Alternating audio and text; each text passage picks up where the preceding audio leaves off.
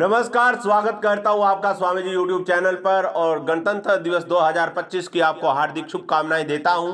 हमारे स्टूडेंट्स की एक हार्दिक इच्छा रहती है कि उनके टीचर गणतंत्र दिवस पर अपने विचार जरूर रखें, क्योंकि स्टूडेंट्स को इससे बहुत बड़ा मोटिवेशन मिलता है। तो शिक्षक कैसे अपना भाषण देंगे, शुरुआत करें। श्री गणेश मैं करूं राष्ट्र के वंदन से, वंदे मातरम के ज्योतिर्मय अभिनंदन से, लिए भावना भाव राष्ट्र की वंदन करता हूं। सबसे पहले आप सभी का अभिनंदन करता हूं। सबसे पहले आप सभी को 76वें गणतंत्र दिवस की हार्दिक शुभकामनाएं।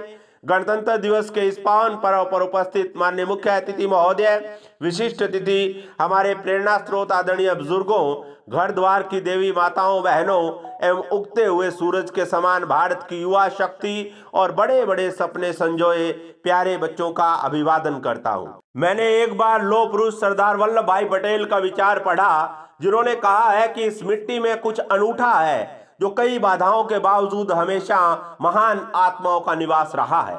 आजादी से पूर्व कुछ ऐसी ही महान आत्माएं हुई जिन्होंने देश की आजादी के लिए अपना सर्वस्व न्यौछावर कर दिया। हमारे शूरवीर देशभक्तों की कुर्बानी से देश आजाद हुआ। इसके बाद हमारे कुछ महापुरुषों ने देश का संविधान लिखा और 26 जनवरी 1950 को संविधान लागू हुआ। देश के हर नागरिक को वोट और अपना मुखिया चुनने का अधिकार मिला। भारतवर्ष पूर्ण रूप से प्रभुत्व संपन्न देश बना। हर नागरिक की देश के शासन में भागीदारी सुनिश्चित हुई। विचार अभिव्यक्ति की स्वतंत्रता, समानता के अधिकार मिले और सभी के लिए संवैधानिक नियम लागू हुए। हम हमेशा अपने देशभक्तों और संविधान संस्थापकों को याद रखें और उनके बनाए हुए संवैधानिक नियमों का पालन करें, तभी हमारे राष्ट्रीय दिवस मनाने सार्थक होंगे। ये हक, ये कानून यूं ही नहीं मिले हमें, इस आजादी के पीछे बहुत बड़ी कुर्बानी है। ये हक, ये कानून यूं ही नहीं मिले हमें, इस आजादी के पीछे बहुत बड़ी कुर्बानी है। आओ अपने संविधान को हृदय में बसाएं, गणतंत्र के संस्थापकों को यही सच्ची सलामी है। आज देश की हर मंच पर देश सेवा और देश के विकास की बात हो रही है। ऐसे में हमें भी सोचना चाहिए कि हम राष्ट्र हित के लिए क्या कर सकते हैं। आज के समय में राष्ट्र हित के लिए सबसे जरूरी है कि हम शिक्षित हों। शिक्षित समाज में स्वच्छता, स्वास्थ्य और बेटियों की शिक्षा जैसे नियम चलते हैं। इसलिए सभी बच्चों को यही कहूंगा कि आप मन लगाकर पढ़ें। आपका सौभाग्य है कि आपके शिक्षक आप बच्चों पर इतनी मेहनत करते हैं।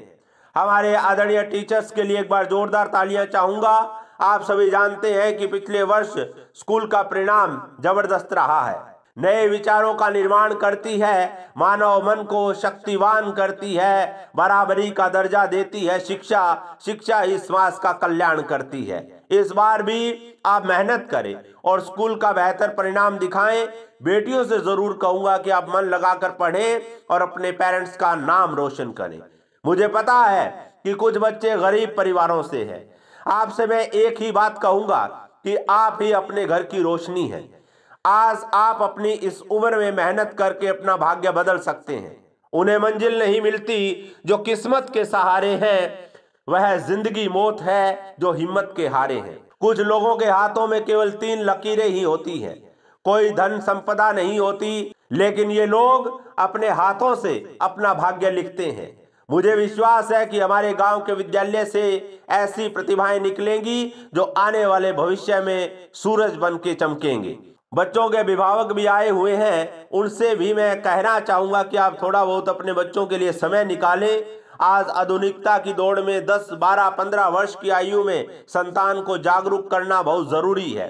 अपनी पीढ़ी को जैसे संस्कार दे जाएंगे, आने वाले कल की खातिर वो ही नींव बनाएंगे। आज संतान को सुसंस्कृत करना बहुत जरूरी है। नशा युवाओं के लिए बड़ी समस्या बनता जा रहा है, इससे बचना अति जरूरी है। इसके लिए समझदार बच्चे खुद ब खुद अवेयर रहें। बच्चों के अभिभावक भी अपनी संतान की आदतों पर ध्यान दें ताकि बच्चे गलत संगति, नशे आदि से बच सकें। इसके साथ साथ एक नई समस्या जन्म ले रही है, वो है स्मार्टफोन का दुरुपयोग। इसमें सबसे ज्यादा नई उम्र के बच्चे शिकार हो रहे हैं। ऊट पटांग चीजें देखकर दिमाग को लूज करता है, मोबाइल की स्क्रीन पर आंखों को फ्यूज करता है। हमें यह भ्रम है कि हम नेट का सारा डेटा यूज करते हैं, मगर सच्चाई ये है कि ये डेटा हमें पूरा यूज करता है। आज मोबाइल के दुरुपयोग से बच्चों में आंखों की रोशनी, सर्वाइकल और बहुत सी मानसिक समस्याएं आ रही हैं। इनसे बचने के लिए अभिभावकों को विशेष रूप से ध्यान देना होगा। जो बच्चे समझदार हैं उनसे मैं कहना चाहूंगा कि आप जरूरत के लिए स्मार्टफोन का यूज करें। मैं एक शिक्षक हूं, इसलिए अपनी ओर से मैं यही कहूंगा कि आज हर बच्चे का शिक्षित और जागरूक होना बहुत जरूरी है।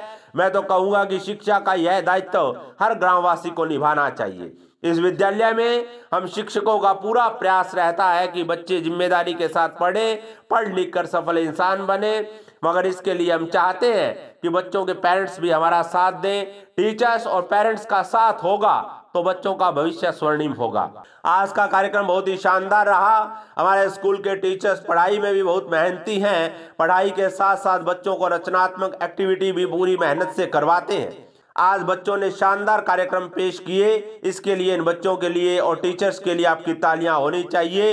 इन्हीं शब्दों के साथ आदरणीय प्रधानाचार्य सर और स्कूल परिवार का आभार व्यक्त करता हूं, जो आपने मुझे अपने विचार रखने का अवसर दिया। एक बार पुनः सभी ग्रामवासियों, युवाओं और प्यारे बच्चों को गणतंत्र दिवस की हार्दिक शुभकामनाएं। जय हिंद, जय भारत। तो इस तरह से एक टीचर भाषण दे पूरी तैयारी के साथ, फिर भी अगर